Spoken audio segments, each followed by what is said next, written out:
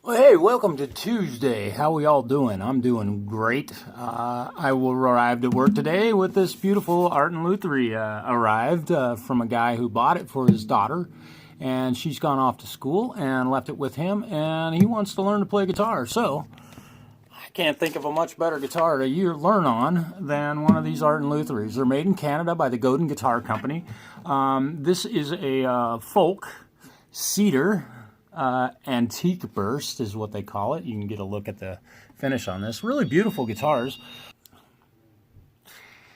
This is my opinion. Don't be mad. Okay, so the Art and Luthrie. Okay, first things first. If you break a string on an instrument, let's take a look at this. This thing, the G string, I love that, broke on this instrument. And they left the pin in here. And as you can see, I can pull it out and drop it in there with my fingers. The owner of this guitar is very, very, very lucky that that pin didn't fall out and get lost someplace. Not that pins are super expensive, but these all match. They have the black dot in the middle, and trying to match that up with a new pin can be difficult. So if you break a string on your acoustic guitar, be certain to pull that pin out of there. Even if the string is left in there, get that pin out of there because it's going to fall out. I had a buddy break a string on one of my guitars, ebony end pins on an original Taylor, and the pin got lost, and I had to replace them with aftermarket pins. I bought them from Taylor, and they match the original ones, but still kind of sentimental. So be careful about that. This guitar is going to get a fret polish. We'll climb over the guitar. You can take a look at these frets. They're pretty darn oxidized and dirty. Let's scratch this with my fingernail. Let's see if that... yeah. I'm going to have to polish those guys. We're also going to do an inspection. This is getting the what I call my full Monty setup. Polish the frets, treat the fretboard with linseed oil, clean the fretboard, treat the exposed wood here on the bridge and the saddle with linseed oil, protect all that bare wood from the bad stuff and keep the good stuff in. We are going to do a truss rod adjustment on this to get the string action correct, and we may have to do a little work on this saddle to get it down in the to the proper height. Right now it's measuring 7/64. I like it at 5/64. So a little bit of work to do on this bad boy. I'm really looking forward to it. Fast forward now.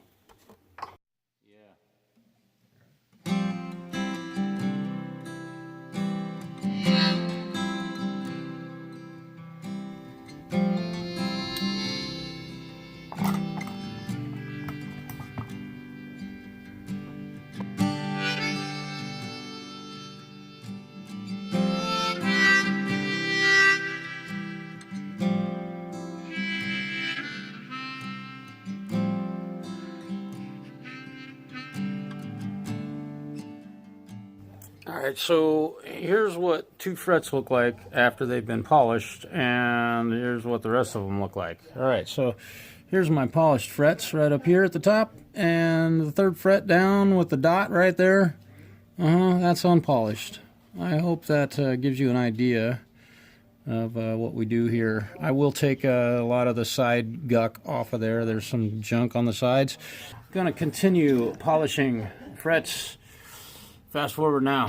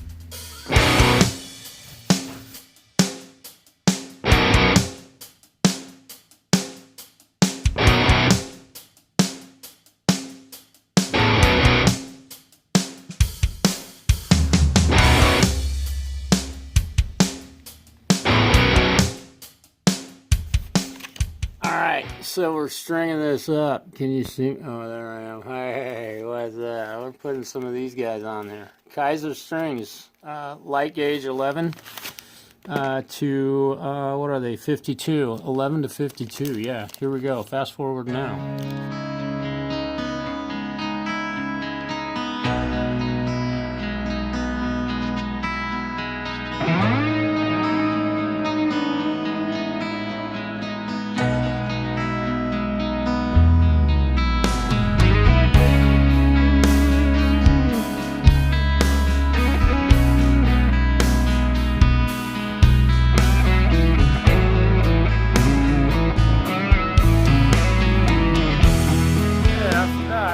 New tool day. You get to see me use this for the first time, and let's see if the correct. Oh yeah. Oh, well, that neck is really flat as a pancake. I like it. It's flat, like it's not flat chested. It's just flat. It's got no neck relief.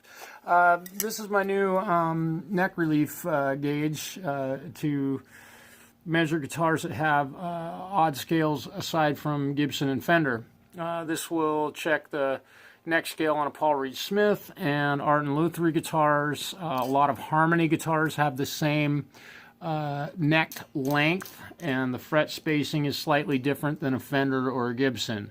Why they ever did that, I have no idea. Even Martins have different neck scales. So having a couple of different gauges and one for basses is very important if you do this for a living. Okay, there you go. These cost like 22 bucks. And as you can see, it allows me to do my job very, very well. Having the right tools is important. All right, back to it. Get these strings on here.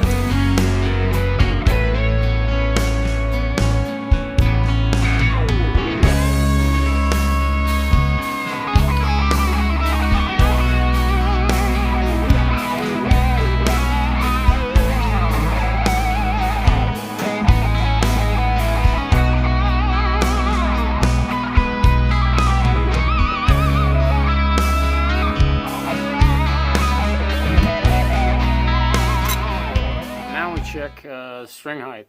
Oh wait, no, I gotta check neck relief first. Let me do that. Neck relief. Alright, I'm gonna see if I can do this so you can see how I do this. You notice I didn't take the strings off, cut the strings off yet. Ooh. Oh boy, that's perfect. In fact, I'm going to tighten that ever so slightly. That would be the truss rod. Let's see, I need a 4 mil. Oh yeah, sitting on my bench right in front of my face.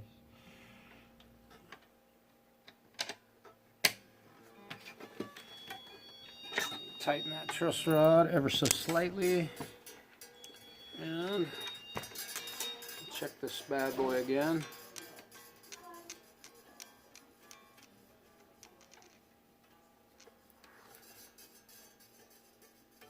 Yep. I think that's going to be great. Now we've got our neck relief, and I'm going to tune this thing real quick just so I got my string tension.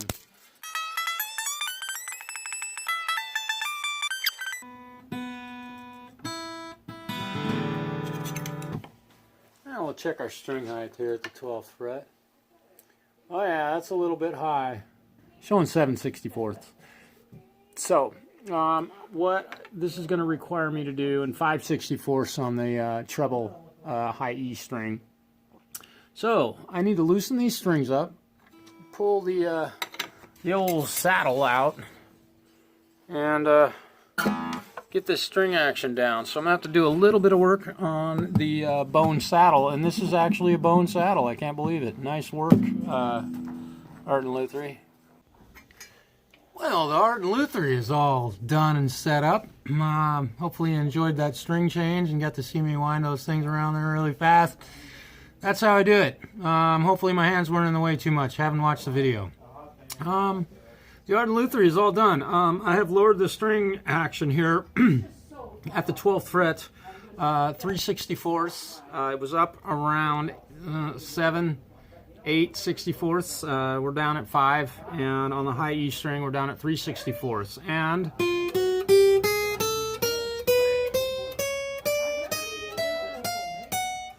very accurately hitting every fret. I watch guys do demos of guitars on the internet, and they do something like this. They go racing up the fretboard as if that's supposed to tell them that there's no fret buzz, but you'd never know. I inspect every fret to make certain that I don't have any fret buzz. So that's part of what you get when you bring your guitar to me versus the other guys. Anyhow.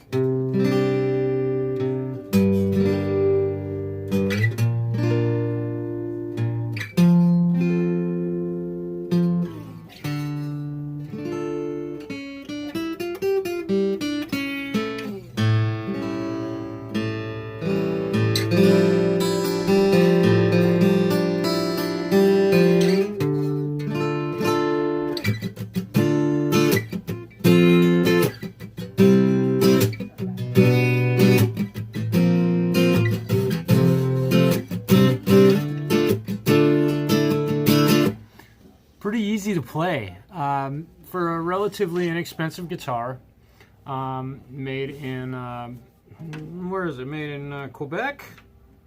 Let me see. Yeah, Quebec, Canada. Princeville. Very cool. Thank you, Canada, for making some good guitars.